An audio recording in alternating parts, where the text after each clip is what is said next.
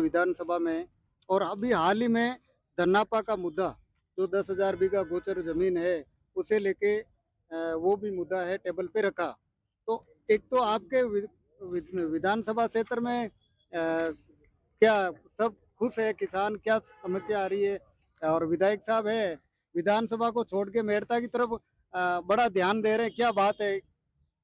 देखिए, विधायक जी ने डेगाना विधानसभा के मुद्दे उठाने का तो काम किया नहीं। हाँ।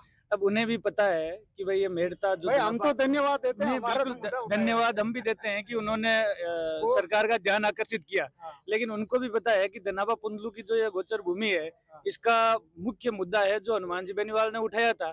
और ये मुद्दा वाई-वाई लौटने का काम कर रहा है, तो इसमें हम भी बेती गंगा में हाथ धो लें। तो बेती गंगा में हाथ धोने का काम डेगाना विधायक जी ने किया था। लेकिन हम धन्यवाद देते हैं उनको भी कि इस मुद्दे की ओर सरकार का ध्यान आकर्षित उन्होंने किया था।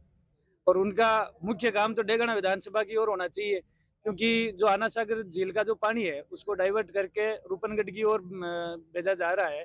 तो इससे डेगाना से के कुछ गांव है, डेगाना, पुष्कर और यहाँ मेड़ता, ये सारे गांव के लोग हैं जो किसान है, वो तो परेशान हो रहे हैं। तो विधायक जी को ध्यान इस ओर देना चाहिए कि भाई अपने डेगाना के किसान परेशान है, तो उस ओर तो उनका कोई ध्यान है नहीं। और बस वाई वाई लूटने का काम ये भारतीय जनता पार्टी पहले ही करती आई है और अभी भी इनका यही काम है और ये कर रहे हैं।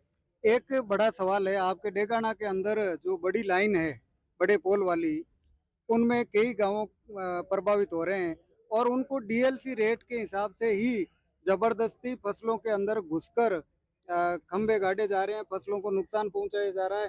किसान है, वो कई बार हमसे यहाँ पर संपर्क कर रहे हैं कि हमारी कोई मदद करो, लेकिन डेगाना में कोई सुनने वाला नहीं है, ऐसा क्यों? देखिए, डेगाना में काफ़ी जनों से हमने पर्सनली जाके मुलाकात की थी और खड़ी फसल में जैसा आप बता रहे हैं, ये सही बात है कि खड़ी फसल में जो ये पोल है, ये पोल रोप रहे हैं और डीएलसी रेट से कहीं पर आधा, कहीं डीएलसी रेट के बराबर का मुआवजा देके और उनको फ्री किया जा रहा है और बाकायदा ज़बरदस्ती उनके ये पोल रोपने का काम किया जा रहा है। तो इसके लिए राष्ट्रीय लोकतांत्रिक पार्टी की पूरी टीम हेमाराम जी बेनीवाल और हम सब यहाँ ही मौजूद है।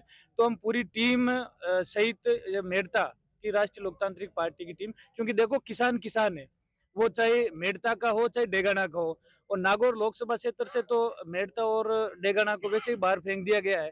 तो मेड़ता और डेगाना के किसान मिलके और राष्ट्रीय लोकतांत्रिक पार्टी की पूरी टीम मिलके हम आगामी दिनों में डेगाना उपखंड कार्यालय का घेराव करेंगे और जरूरत पड़ी तो अनिश्चितकालीन धरना भी हम देंगे और नेताजी को भी हम बुलाएंगे, क्योंकि किसान के साथ न्याय होना चाहिए। और एक बड़ा सवाल और पूछ लेता हूँ मैं, किसानों को पुलिस द्वारा धमकियां दी जा रही है और एसडीएम द्वारा पाबंद किया जा रहा है, जबकि खेत किसान का है, कंपनी का नहीं। कोई सिग्नेचर नहीं किया जा रहा है किसान के द्वारा, फिर भी उन्हें एसडीएम, तहसीलदार, पुलिस वो जाके धमका रहे हैं, जेल में डालने की धमकियां दे रहे हैं, ऐसा क्यों? देखिए, और आप क्यों मौन है? परसों नहीं, मैं मौन नहीं हूँ, ना ही हमारी राष्ट्रीय लोकतांत्रिक पार्टी मौन है।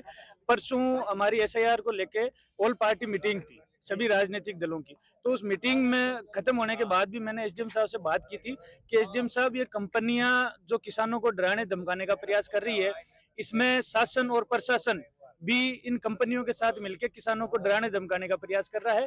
तो ये कतई बर्दाश्त नहीं होगा। तो एसडीएम साहब ने भी कहा था कि भाई हमारी तरफ से हम इसमें बिल्कुल सहयोग नहीं कर रहे हैं हाल फिलहाल, लेकिन हमें हमारे पास कुछ पुख्ता सबूत भी मिले हैं कि शासन और प्रशासन, बिल्कुल लेटर जारी हुआ था, वो हमारे पास है। तो शासन और प्रशासन दोनों मिलकर किसानों को डराने धमकाने का प्रयास कर रहा है और इसको लेकर हम जल्द ही उपखंड कार्यालय का घेराव करेंगे और बड़े स्तर पर हम अनिश्चितकालीन के लिए आंदोलन भी करेंगे। बहुत बहुत धन्यवाद। और मदद करते रहे, किसानों की बात है वो आप उम्मीद करते हैं कि उठाते रहेंगे।